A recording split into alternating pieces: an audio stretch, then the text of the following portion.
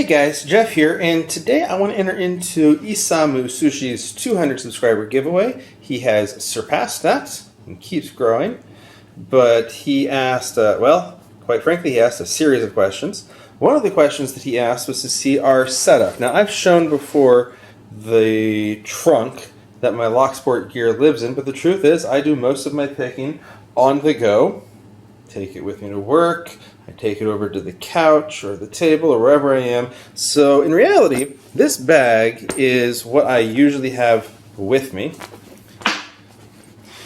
And quite honestly, I need to downsize. It's getting a little heavy. I keep adding and not taking locks out, so I really got to fix that. So in this front pocket here is my Illinois Duo that I've showed the tool for, that I'm trying to get consistent enough to pick on video. On the left side here, I keep practice locks, and this is the problem, especially when I film something. A lot of times, throw it in here. So I've got these guys. I've got this little bag full, which was originally my practice bag, but I just couldn't fit everything in there. I've got more locks. I was at Goodwill recently and found some TSA locks, but specifically they had the keys. I always have the bag with one nice one. I'm currently trying to get into the 98, which seems like, the core looks like it should be like an 1100, and it seems like it should be easy after I've worked up to that 98 Pro, but no love. Might have to progress to pin it, but it's too nice, I don't want to scratch up. There are some little pockets over here. So on this side, I keep, although they sometimes escape if I don't keep a button, I keep little brass padlocks. Easy ones that I can pull out when even my 1100 is giving me trouble. In this pocket, which I have kept buttoned, this is where my SFICs that I'm trying to learn live. Still no luck, but I've always got one in the mini hand vise, so that way when I'm ready to challenge myself again, I can pull that out. Now there's also another little pocket on the side here where I've been keeping this, which has the tools for my dimple lock. I've recently grub screwed this. I hope before year's end, maybe, to show picking this, and I will showcase this and what's inside when I get there. Now, I found that especially the scrub screws, this is uncomfortable to hold, so I've been using my hand vise that I made just like Tinny, which, let's see, I usually go that way. Makes that a whole lot more comfortable. Don't have grub screws digging into my hand. Now, that is, I thought it was all of this side. Locks fall out of the little bag, and then I don't realize how many I have. There's one of the little brass locks that's supposed to be in there. So hopefully, maybe I should go ahead and clean this out after I'm done with this video. Now, this bag is really great because it has a divider. On the other side, I always keep separate my picking tools. My Sparrows case that has all of my go-tos, all of the tensioners that I use in the front, plus the Longhorn in the back, my favorite pick, and then the roll that I got from Pug's Pick Locks. But the roll, I honestly carry it just for the sake of having my Jimmy Longs handy. I need to probably downsize, rearrange some stuff so I can keep my tensioners, a few of these tools with the jimmies all in one place. I also got this that I won from Sandman. Still trying to decide what to put in there since it's so thin. Right now, I've got some tools here that I get them in a video that I've not released yet.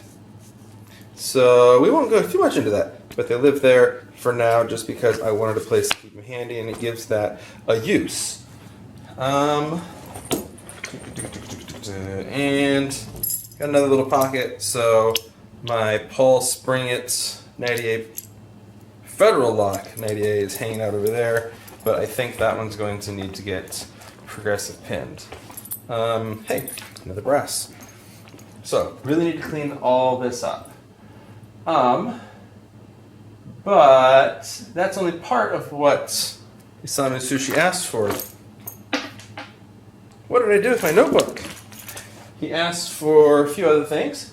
He also asked for what got us into lock sports, and I've told the story before that, man alive, it must be 6, 7, 8 years ago? I'm not sure. But I got some little wallet tools along with that tensioner. And I started messing around, trying to open up a master lock, and it was a pain in the butt. But then I learned about, as I started learning about the sport, I learned about what you could do with inserts. I made myself some tools, which again, I'm going to show both of those original tools sometime in the near future, I hope. But it was hard, it was difficult, but it was also so rewarding when you hear that ka-chunk of the padlock opening up, and I was hooked. I was hooked for making my tools, hooked for searching for more locks. It was just fantastic. Now, as far as YouTube videos, I didn't think much about this, and if you go back to my very first video, you'll see that I was picking when I had some friends over, because, like I said, I keep the bag handy so I can pick wherever I am. And while I was picking, one of them asked what I was doing. And I told her about it, and she said, "Can I try?" Well, this was not a question that I had had anybody ask before, but I had been starting to build a training kit. I had a progressive pinning set, a progressive set of locks that I had kind of made up myself. And so I got it out, I showed her the tools, explained about turning pressure. I started learning how I really need to carefully explain to people about how much pressure it takes. My advice to her was, if your tensioning finger, that's what it was, if the tensioning finger is turning white, way too much tension, you got to back off. You know what? In less than half an hour, she opened the 1-pin. It was a quick set, group of quick sets that I had. She opened the 1-pin lock. She opened the 2-pin lock. I think she even opened the 3-pin lock.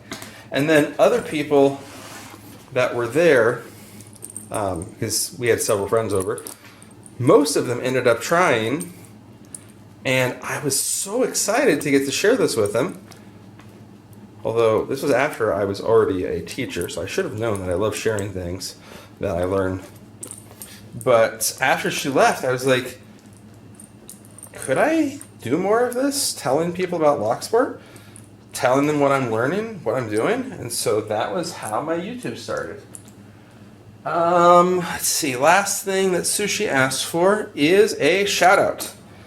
And my shout out is for none other than W30Y Ray. I've done a shout out for him not too long ago. I'll go ahead and stick that up here. But the short version, this guy's doing great things with the community, having his lives. I know that he's just wrapped up the progressive pinning of the 90A Pro, and he's doing everything he can to share with the community, to encourage people, to help them grow.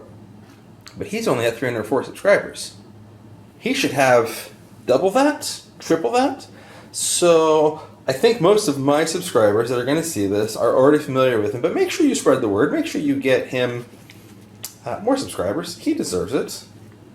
So that is it, I believe. I think I've done everything asked by Isamu Sushi for his 200 plus subscriber giveaway. Dude, Sushi, I really am sorry about the stuff going on in life. I know that you said your wife is recovering. By the way, I know you said it was minor, but I can't imagine how that kind of surgery could be minor at all.